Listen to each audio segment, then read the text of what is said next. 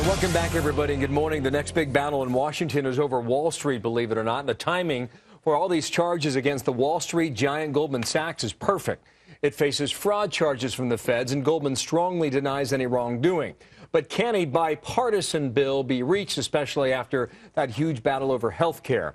A supporter of reform is with me now, Democratic Senator Mark Warner out of Virginia and a member of the Senate Banking Committee. And, Senator, thank you for your time and good morning to you. Did you think this bill is good for America at the moment?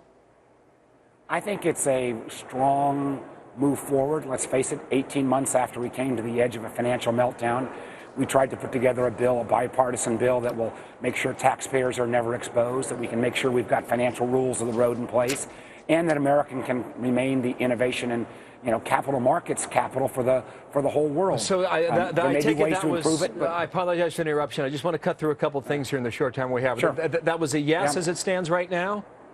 Yeah, listen, there are ways to improve the bill, and if there are people who've got specific concerns, let's debate them, see if we can improve it. There are some ideas that Bob Corker, Republican from Tennessee, and I have been working on that could improve the bill, but I think it's a giant step forward. Corker, it's interesting you mentioned his name. I know you guys have been working on this thing together. You're the Democrat, he's the Republican. For over a year. He says there's nothing in the bill right now that cracks down on Wall Street. Is Corker right?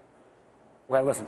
What he said yesterday, and I was with him on the floor, was he's got some concerns. He thought they could be fixed in about 5 minutes. I actually think there's a lot that cracks down. We put in higher capital requirements for banks. We put in funeral plans that have to be approved by the regulators so we can unwind them in bankruptcy. We put a strong resolution process in place that says if you've got to get resolved, if a firm gets into trouble, it's going to go out of business. This is going to be the death sentence for the firm and its shareholders. So you're saying that there is no protection in this bill to make sure that big banks or other companies don't go bust? There's no bailout protection?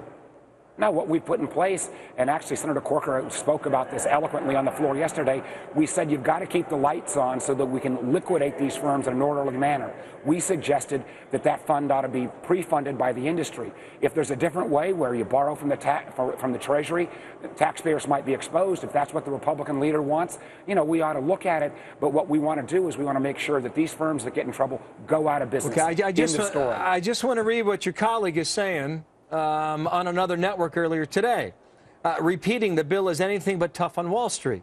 There's nothing in this bill that's tough on Wall Street. To act like this is tough on Wall Street, Bill, is laughable. Is he right? Well, let's put it like this. I was with my colleague yesterday. We drafted this section together. There are ways we can tighten it up more, but you wouldn't see Wall Street so opposed to parts of this bill if it wasn't tough on Wall Street. I am holding an article here from September of 1999 in the New York Times. The title is Fannie Mae Eases Credit to Aid Mortgage Lending. The article is only a page and a half, but they went to the critics of the bill that was passed to change the rules for how Americans are able to get loans in September of 1999. Are we talking about 1999 when we basically allowed Wall Street firms to also get into all kinds of other derivatives that and all could have kinds been, of other financial specifically products? as it deals to Fannie Mae. Let me just get my point out here. Okay. All right, sure. Every point that they raise about the changes that were made to the government-run agencies of Fannie and Freddie back then have come true 10 years later.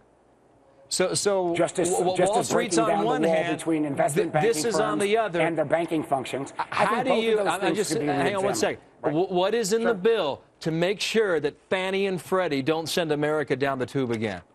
One of the things we're going to look at, and one of the things that's in the bill, is we've got to look better at underwriting standards so that we're not making bad loans out to folks, whether they're originated by Fannie, whether they're originated by the banks. We've got to make sure that financial products, if you originate them, you've got some skin in the game.